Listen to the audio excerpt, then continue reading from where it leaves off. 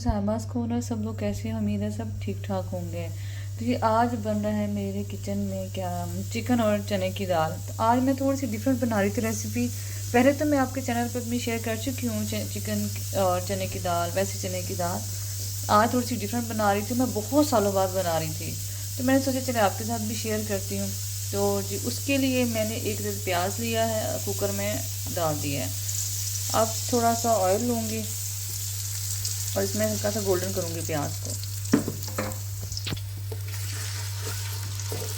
ये मुझे बस साल भी नहीं याद कितने साल बाद ये बना रही हूँ। और पहले जो मेरी रेसिपी चैनल पे लगी हुई है उसमें तो मैंने वो तो जब से वो मैंने सीखी है और तब से मैं वही बना रही हूँ।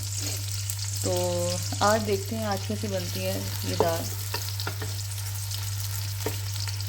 और आप बताएं आपके किचन में। प्याज बस थोड़े से गोल्डन और हो जाए तो फिर मैं इसमें चिकन डाल दूँगी। और चिकन मैं पहले इसे डाल दूँगी टमाटरों से पहले, ताकि इसकी चिकन की ये फ्रीज़ हुआ वाला चिकन था। जो फ्रीज़ हुआ चिकन होता है ना, उसकी स्मेल कंपैरेटिवली दूसरे आम जो फ्रेश चिकन से ज़रा ज़्यादा ही होती है। तो फिर ये होगा जितनी इसकी अच्छी बुनाई होगी तो ये अच्छी तरीके से मतलब इसकी स्मेल भी रिमूव हो जाएगी। तो मैंने तकरीबन 1-1.5 पाव मैंने दाल लिया, तो इतना ही मैंने चिकन ले लिया। चिकन बस इसलिए डाल रही हूँ जाके इसका टेस्ट ज़रा अच्छा हो जाए।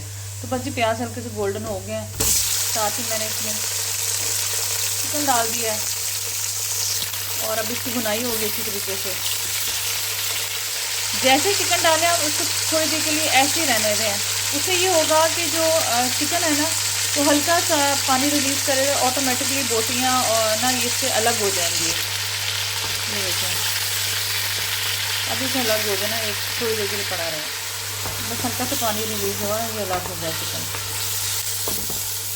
तो अब जी मैं इसके साथ ही डाल दूँगी लहसुन अदरक भी डाल दूँगी और साबुत गरम मसाला भी डाल दूँगी। उससे ये होगा कि ये सब चीज़ें जो है ना चिकन की स्मेल दूर करने में ना रोल प्ले करती हैं। तो जी 1 चम्मच भर के मैंने लहसुन अदरक का पेस्ट डाल दिया और अब मैं इसमें डालूँगी खड़े मसाले भी जितने डालने वो भी साथ ही डाल दूँगी। तो जी इसमें जाएगी 1 अदद साबुत इलायची काले वाली। इसके अलावा जी इसमें कुछ जाएंगी काली मिर्चें साबुत, और जी इसमें जाएंगे 4 एक लौंग डाल दें, बस काफ़ी हैं, 4 लौंग डाल दिए। और जी इसमें कुछ दालचीनी डालूँगी मैं, मेरे पास टूटे हुए स्टिक्स हैं इसकी, चलो वही डाल दूँगी ये दालचीनी की। तो कितनी दाल तो है कोई नहीं है, बस थोड़ी सी है। तो बस जब इसकी अच्छी तरह भुनाई करूँगी ताकि लहसुन अदरक और चिकन सबकी स्मेल ख़त्म हो जाए। चिकन की भी हल्की हल्की बुनाई हो रही है और साथ में की बड़ी खुशबू आ रही है साबुत गरम मसालों की। तो अब जिसमें मैं साथ साथ ऐड करूँगी हल्दी डाल दूँगी 1/2 टीस्पून। इसके अलावा इसमें सॉल्ट डालूँगी, सॉल्ट भी अपने हिसाब से आप डालें। इसके अलावा जिसमें जाएंगी लाल मिर्ची पिसी हुई, वो भी 1 चम्मच मैंने डाल दिया। और इसके अलावा जिसमें जाएगा सूखा धनिया 1 टीस्पून भर के। तो जी बस ये मसाले हैं टोटल। मुझे वैसे जो चीज़ें हैं चाहे वो दालें हैं चाहे सब्जियां, मुझे ये होता है कि वो अपने ओरिजिनल टेस्ट के साथ उनको खाया जाए, वो ज़्यादा अच्छी लगती हैं। डाल लेती हूँ मैं कभी जैसे चिकन क्यूब भी डाल लेती हूँ, चिकन पाउडर भी डाल लेती हूँ, लेकिन मेरी कोशिश ये होती है कि बस मैं ना डालूँ। बस बहुत ही कम कोई डिशेज़ हैं जिनमें मुझे डालना पड़े तो मैं डाल देती हूँ, और अगर टेस्ट उसका थोड़ा सा ज़्यादा ही बनाना है तो बस ये थोड़ा सा इसको और बनाई होती है साथ में। इसमें आजकल इतनी ज़्यादा स्टीम बनती है, उसकी रीज़न ये है कि पहले किचन की ना हम लोग खिड़कियाँ खोल के रखते थे, दरवाज़ा भी खुला होता था। अब इस कदर ठंडी ये हवाएँ आती हैं कि अब बस दरवाज़ा ये वो खोला नहीं जा सकता, बड़ी मुश्किल से किचन गर्म होता है। तो लिहाजा ये थोड़ी सी चीज़ ज़रा इग्नोर कर दें। तो जब इसकी भी बुनाई हो चुकी है, इतनी ख़ास तो होती कोई नहीं इनकी बुनाई। तो बस अब मैं इसमें डालूँगी टमाटर, और टमाटर डाल के उसको अच्छी तरह भूनूंगी। अच्छी सिंपल सी रेसिपी है, मैं कोशिश करती हूँ आपको जितनी भी रेसिपीज़ हों सिंपल करके दूँ, ताकि आप जो हैं वो सिंपल तरीके से इसको बनाएं और इंजॉय करें। और टेस्ट तो अच्छा होता ही है अल्हम्दुलिल्लाह। अब तो वैसे अब ये टमाटर डाल के जिस तरीके से इसकी बुनाई हो गई है, लेकिन मसाला ऑलमोस्ट यकजान हो गया है, ये मैं थोड़ा सा इसमें पानी ऐड करूँगी ताकि मसाले की शक्ल और क्लियर हो जाए ज़रा।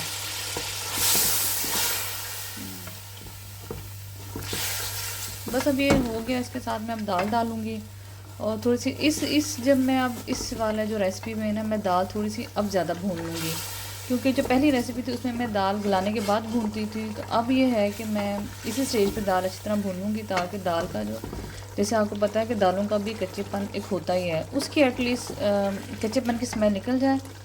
और फिर ये होता है कि डायरेक्ट जो दाल एज़ इट इज़ यूज़ हो जाएगी। अदरवाइज़ अगर दाल में भी थोड़ी सी स्मेल रह जाए तो वो भी मज़ेदार नहीं लगती, वो ऐसा लगता है जैसे कच्ची सी दाल है। तो बस अब मैं इसमें थोड़ी सी दाल डालूँ, थोड़ी सी नहीं, सारी दाल जो भिगोई हुई है वो डालूँगी और मैं इसको बस अब उसकी भुनाई करूँगी। अब भी मैं इसमें दाल डालूँगी और दाल डाल के अब इसकी अच्छी तरीके से भुनाई करूँगी। दाल की भुनाई के साथ जब मैं डाल रही हूँ इसमें ज़ीरा, 1 स्पून भर के मैंने ज़ीरा डाल दिया है। अब इसी की तरह थोड़ी सी भुनाई करूँगी बस, और थोड़ी जल्दी हो जाएगी। ये कौन सी कोई इतनी जैसे गोश्त की तरह स्मेल होती है इसकी, लेकिन गोश्त की तरह नहीं होती, जल्दी रिमूव हो जाती है। दाल की जो भुनाई हो चुकी है और ये मैंने ना चावलों के लिए पानी रखा हुआ था, साथ में चावल उबाल रही थी। तो अब मैंने सोचा था कि अभी मैंने सॉल्ट नहीं डाला था पानी में, क्योंकि मैंने इसमें से पानी लेना था दाल के लिए। तो ये मैंने इसमें से गर्म पानी लिया और इसमें हस्बे ज़रूरत डाल दिया, जितना टाइम इसको लगेगा गलने के लिए, उतना ही मैं इसमें अब पानी आप गर्म पानी ऐड कीजिएगा, ताकि जो गुंजाइश होती है ना, बास का कहा जाता है, कभी कभी वैसे हो भी ऐसे जाता है कि दाल को अगर भून लें, या वैसे भी दाल बास का अगर आपको तंग करने पे आए तो वो करती ही है, वो गलती नहीं है। चलो गर्म पानी की इसमें ये होगा कि ये सख्त नहीं होगी और ये गल जाएगी। तो चलो जी बस ठीक है, मैं हिसाब से इसमें पानी डालूँगी। स्पाइसेस आप चेक कर लें और स्पाइसेस ऐड कर दें। उसके बाद जो कुकर लगाऊंगी मैं, दाल और चिकन को इकट्ठा ही लगाऊंगी और फिर जिसके बाद मिलते हैं आपसे, ठीक है। लीजिए अभी मैंने कुकर खोल दिया है और दाल गल गई है। तो बस इसको थोड़ा सा मिक्स करूँगी, क्योंकि खड़ी खड़ी दाल के शायद बच्चे ना ही खाएँ। मिक्स करके मैं हल्का सा इसको तड़का लगाती हूँ ज़ीरे और गोल मिर्च का। और अभी तो इसमें मैं डालूँगी हरा धनिया, हरी मिर्चें, थोड़ा सा ऊपर से गर्म मसाला छिड़कूँगी और हल्का सा इसमें पानी डालती हूँ, थोड़ी सी पतली हो जाए। ज़्यादा पतली नहीं करूँगी क्योंकि हमारे घर इतनी पतली दाल कोई भी नहीं खाता। हाँ जी, बस थोड़ा सा इसमें मिक्स करूँगी मैं और इसमें हरा धनिया, हरी मिर्चें डाल दिया मैंने, थोड़ा सा गर्म मसाला भी मैं पिसा हुआ डालूँगी। और मेरे पास ना पिच वाला पानी पड़ा हुआ है, ये गर्म मसाला भी कर दिया मैंने, जो ये देखने चावलों में से निकाला था ना पानी, वो वाला। ये वैसे एक बड़ी अच्छी टिप है और मेरे अलावा भी काफ़ी लोगों ने इसको आजमाया और किया भी है। जैसे सॉल्ट का आपने बहुत ख्याल रखना है, क्योंकि सॉल्ट ऑलरेडी दाल में है, लेकिन थोड़ा सा कम है, लिहाजा मैं पिच वाला पानी डाल रही हूँ। थोड़ा सा स्मिना डालो इसमें ज़रा, बस इस हिसाब से, ज़्यादा ना डालना। और दूसरा, ये शोरबों में जो आप ग्रेवी बना रही होती हैं उसमें, जैसे मैंने दाल वाला ये दाल डाली है, ये मैंने इसमें मेरे लिए पानी जैसे मैं डाल रही हूँ, थोड़ा सा पिच वाला पानी मैंने डाल दिया है क्योंकि नमक इसमें कम थी। तो आप यकीन मानें, जायका और हंडिया की स्मूथनेस बहुत ज़्यादा होती है। आप आजमा के देखें, शोरबों में डालें, जिस चीज़ में मर्ज़ी डालें, जो ग्रेवी वाली चीज़ है आप आजमा के देखें, बहुत ज़बरदस्त टिप है ये। तो थोड़ा सा इसमें 1-2 घूंट और डाल दो ज़रा, बस चलें जी। अब इसको मैं ज़ीरे और उसका तड़का लगा देती हूँ, गोल मिर्च का। अगर आप बगैर तड़के के खाना चाहते तो वो भी ठीक है, ज़रा तड़के से लुक ज़रा अच्छी आ जाती है हंडिया की, और वैसे भी आप खा सकते हैं। दाल बिल्कुल रेडी है इस टाइम। उम्मीद है जी आज की रेसिपी आपको अच्छी लगी होगी, और प्लीज़ जिन लोगों ने मुझे सब्सक्राइब नहीं किया वो सब्सक्राइब करें, शेयर करें। और सब्सक्राइब से ये होता है कि हौसला अफजाई होती है कि जो मेहनत आपके लिए इतनी कर रहे होते हैं, तो उसका रिवार्ड यही होता है कि आप उसका अगर चैनल देख रहे हैं। और बहुत से लोग हैं रूटीन में मुझे देख रहे हैं, लेकिन उन्होंने सब्सक्राइब नहीं किया, तो प्लीज़ सब्सक्राइब कीजिएगा और शेयर कीजिएगा, लाइक कीजिएगा जी। चावल भी बन चुके हैं, खिले खिले हुए चावल हैं, और बस अब खाना रेडी है, बच्चे जैसे स्कूल से आएंगे खाएंगे। उसके अलावा जी ये अब तड़का भी रख दिया मैंने। अब थोड़ी सी जैसे ये गोल्डन होती हैं, ये थोड़ी सी कलर चेंज करेंगी मिर्चें, तो ही ज़ीरा डालूंगी, अदरवाइज़ ज़ीरा मैं साथ डालूंगी तो ज़ीरा फिर जल जाएगा। दाल निकाली मैंने डोंगे में, डायरेक्ट मैं इसमें तड़का डाल दूँगी। तो जी ये भी रेडी हो चुका है और बस अब मैं चूल्हा बंद कर दूँगी क्योंकि ये ऑयल काफ़ी गर्म है। हल्का सा और गोल्डन होता है तो मैं इसमें डाल देती हूँ। ये जी ये डालते हैं। उम्मीद करते हैं जी आज की रेसिपी आपको अच्छी लगी होगी। दाल की शक्ल देखिए कितनी प्यारी है। इंशाल्लाह मिलते हैं किसी नई रेसिपी में, नए व्लॉग में। तब तक अल्लाह सल्ली अला हबीबिना सल्ली अला मोहम्मदिन सल्ली अला शफीना सल्ली अला मोहम्मदिन। तो जी आज आपको सूट देख अंदाज़ा हो गया होगा कि मेरी सवारी कहीं जा रही है। हाँ जी, मेरी सवारी जा रही है और इस बस मैं अकेली नहीं जा रही, सब फैमिली मेरे साथ जा रही है।